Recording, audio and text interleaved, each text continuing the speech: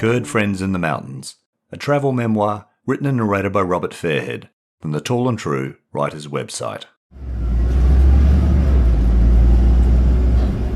My wife and I visited Turkey in 1988. We had endured our first English winter and spent 2 weeks hugging the coastal sights and sunny beaches.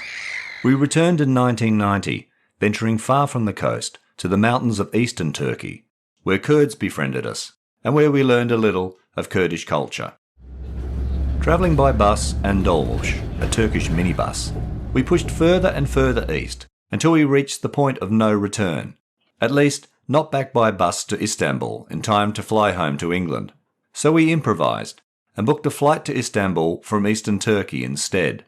Those were the golden days of independent travel, when we could improvise and travel in relative safety, even if it meant we were the only tourists on a crowded dolmuş, on a steep, windy road deep in the Kurdish mountains. Our relative safety was thanks to the hospitality of the people we encountered on buses and dolmuşes, and in towns like Bayazit and Diyarbakir. My travel journal records many interactions and acts of kindness. 19th of September 1990. After travelling all day along the Soviet border, we arrived in Bayazit at 6 p.m, too late to push on to Van. A tourist rep invited our little group to his office to discuss hotels and excursions. He gave us the rundown on room rates and an itinerary for a tour to visit local sites and the Iranian border before taking us to Van. After business, he served chai, Turkish tea, and showed me how to play a tune on his saz, a traditional stringed instrument. He also gave me tips on cassette tapes to look for in the markets. Kurdish music, he explained, because I am a Kurd, not a Turk. We reconvened in the morning and set off in a minibus with our guide and driver.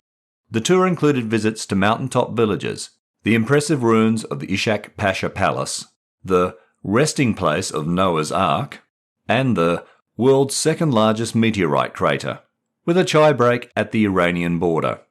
I felt like an intruder walking through the Kurdish villages, but our guide ushered us on, and the villagers seemed relaxed with our presence.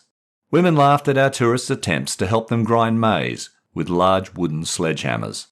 I was also uncomfortable using my camera in the villages, but that didn't stop me. 20th of September 1990. A group of children ran towards us, hands outstretched, chanting, "Bonbons! Bonbons!" I took a photo of one young girl and immediately felt guilty because I didn't have any sweets for her. Between stops, I chatted with our tour guide. Like the Bayazit tourist rep, he was Kurd, first and foremost. On the prospect of war between America and Iraq, he explained, "Saddam is not a Kurd. He is Arab. He is fascist." Yet the guide wanted war, not to defeat Saddam Hussein, but to draw Turkey into the conflict. And then he asserted the Kurds would take advantage of the situation. After the mountains and sparse villages, the sprawling city of Van was a shock. We spent one noisy, restless night before boarding a morning ferry for the 4-hour Lake Van crossing to Tatvan. The Turkish military presence in Tatvan was significant, with fenced-off compounds and tanks, so we didn't hang about for long, catching the first available bus to Diyarbakir. It was dark when the bus reached the city's outskirts, which loomed large and bright, a mass of lights. We hopped onto a dolmuş and headed into the town centre, hoping to find a hotel. 21st of September 1990. Befriended by a young guy who said he was home on holiday from studying political science in Istanbul. He led us to a decent hotel near the bazaar.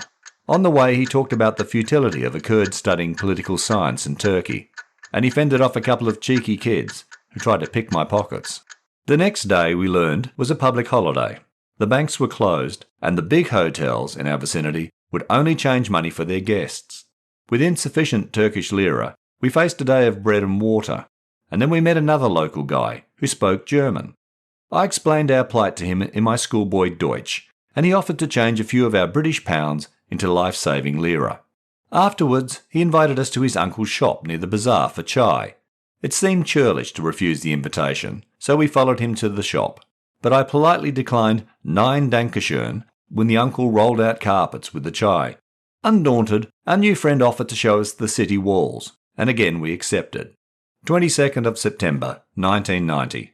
We climbed the city wall near the remains of a gate, with no other tourists in sight. From the top we could see the stark contrast between the fertile strip of the river Tigris and the dry dusty plains and mountains in the distance, and behind us the built-up hustle and bustle of Diyarbakir. After the tour, our friend led us back to a stall in the bazaar selling traditional baggy trousers. He seemed disappointed I didn't want to buy a pair. However, he was pleased when he found me a tape of Kurdish music, and I bought it.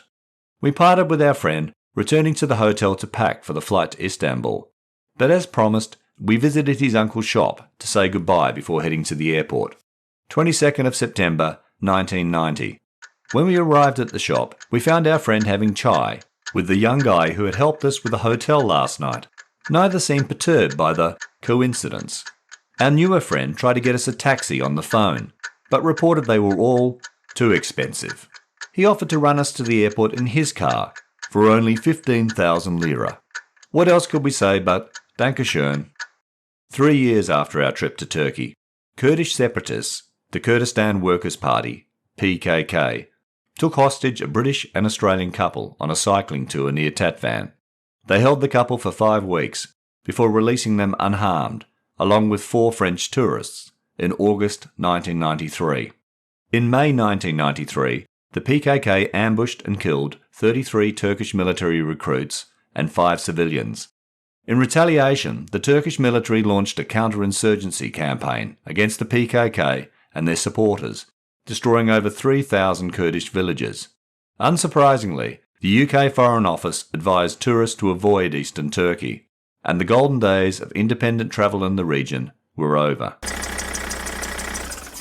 30 years on, I still have our travel-worn map of Turkey, my journal, the tape of Kurdish music, and the photo of the young girl in the village. She looks about 5 in the photo and would be in her mid-30s now. Whenever Kurds make the news, in Turkey, Iraq, Iran or Syria, I think about that girl in the photo. Did her village survive the counterinsurgency campaign? Is she grinding maize with the other women? Do her children beg for bonbons? Or does she have another life, in a city or refugee camp? There is a saying, Kurds have no friends but the mountains. In my journal entries, I referred to the Kurds we met and who helped us on our travels as friends. I'm not naive. I know our friendly Kurdish tourist reps and city guides got baksheesh for their services. But looking back, I also believe their presence kept us safe. And I wish the world would do the same for our Kurd friends in the mountains today.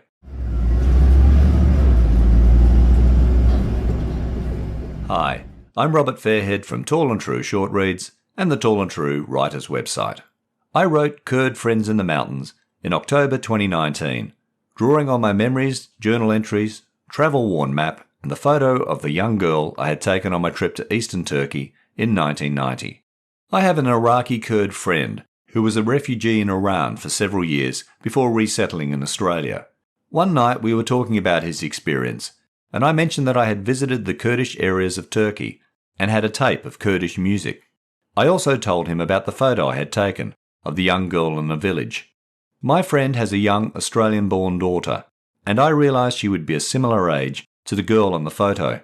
And the thought of how different those 2 girls' lives could have been, one raised in Australia, the other in the Kurdish mountains, inspired me to write this travel memoir and share it as a blog post on Tall and True. I hope you enjoyed my story about Kurd Friends in the Mountains. You can read this and all my writing at tallandtrue.com.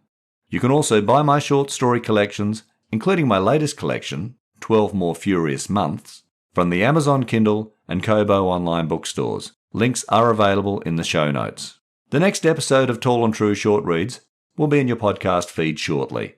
In the meantime, check your feed or the podcast website, tallandtrueshortreads.com, for earlier episodes from seasons 1, 2 and 3. And follow or subscribe to the podcast and rate and review it via your favourite app. Doing so helps me share my writing with other listeners.